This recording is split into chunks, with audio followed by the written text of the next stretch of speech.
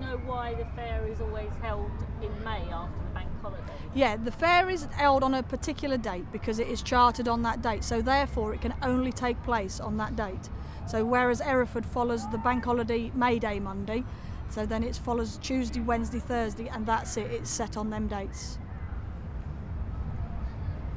So tell me a bit about your life growing up, because you tell us a bit about your family.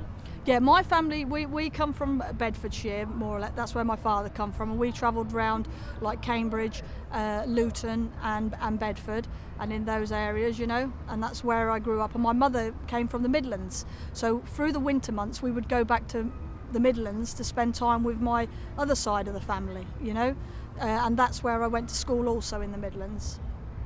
So how did you meet James then? I met James at Nottingham Goose Fair. The showmen have their own sort of private get-togethers, if you like. So at Nottingham was the biggest and greatest fair for all the showmen at one time. So we would all congregate there, and they would put on, I think we used to have 3 parties, and that's where I met James.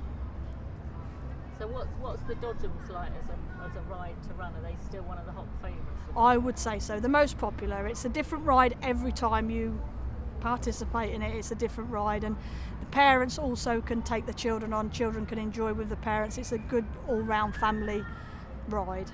The most traditional one, I'd say, apart from the Carousel. Can you just tell us about the Dodgems?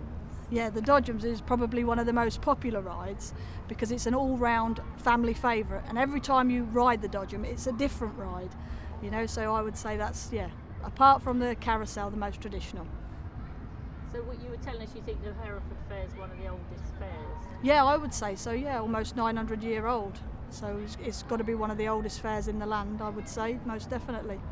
So why do you think it's important that we're kind of discovering the heritage of it and looking back into the past and the future? Why do you think that's important? Yeah, I definitely think this is very important. We need to hold on to all our heritage, whichever form that comes in, and all our history as best we can.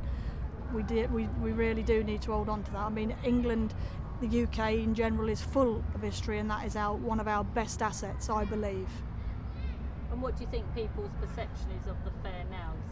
Is it still I'd say it's a bit mixed these days. I mean, we try our best, and we hope that we do as good a job as we possibly can, and we you know, everybody's happy, but it's hard to please everybody, isn't it? Whatever the situation, but we'll do our best, you know, and if there's any problems, we'll do our best to iron them out and make it right, you know. What would you say to people who say, oh, well, it's all very well, but move it out of town? I would say that's a big mistake, as big a mistake as it could ever possibly be, because when it's in the town, it creates an atmosphere that you can't create in a field outside of the town. You just can't. You have people live in the town, you have people come into the town, and you just can't create that magical atmosphere that a town centre has, you know, and it just would not be the same. It would be a big mistake, because it is part of the heritage and the history of Hereford, and the further away we get from that history, the older it gets, the more important it becomes, and we must hold on to it with both hands as tight as we can.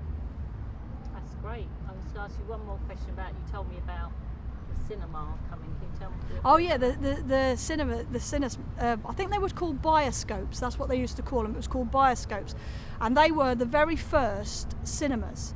So what they would do, they would come into Hereford the week before, and they would film people going about their daily businesses, in and out the shops, through the town, and then once the fair was set up, they would then put on the big screen and they would create a show. They would set up a big stall, really, and it would be what we would call as a show. So then they would get everybody in, and the people would pay to watch themselves on the big screen, because there was no film in them days and there were no cinemas, so they all thought they was movie stars, really, you know, so it's quite good.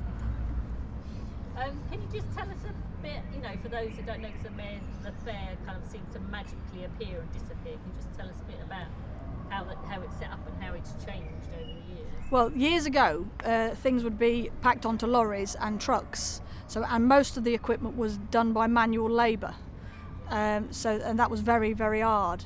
But as time's gone on, and you know, we've introduced hydraulics and winches and so forth, and folding equipment up is a lot more advanced now than it ever was. So say one ride in particular, the freak out would come on one semi-trailer, and that would all fold out. It's like the best transformers money can buy. That's basically the only way you can describe them.